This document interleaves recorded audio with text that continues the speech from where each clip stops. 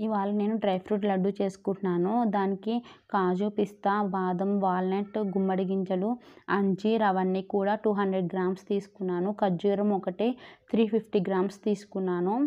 దీంట్లోకి గసగసాలు వచ్చేసి ఒక 20 గ్రామ్స్ తీసుకున్నాను. గసగసాలు అనేవి ఇప్పుడు వీటన్నిటిని కూడా మనం ఫ్రై చేసుకోవాలి. ఇప్పుడు గ్యాస్ వెలిగించుకుని ఒక మూకుడు పెట్టుకుని 2 టేబుల్ స్పూన్ల నెయ్యి వేసుకుని ఈ డ్రై ఫ్రూట్స్ అన్నీ కూడా మనం వేపించి పెట్టుకోవాలి. ఇవన్నీ వేగిన తర్వాత లాస్ట్లో ఖర్జూరం కూడా వేపించుకోవాలి.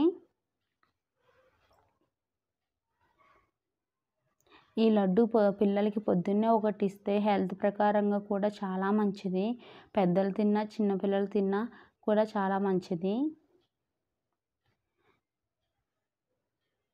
ఇలా ఖర్జూరం వేసుకున్నాక స్వీట్ సరిపోకపోతే కావాలంటే షుగర్ కూడా వేసుకోవచ్చు, బెల్లం పొడి కూడా వేసుకోవచ్చు.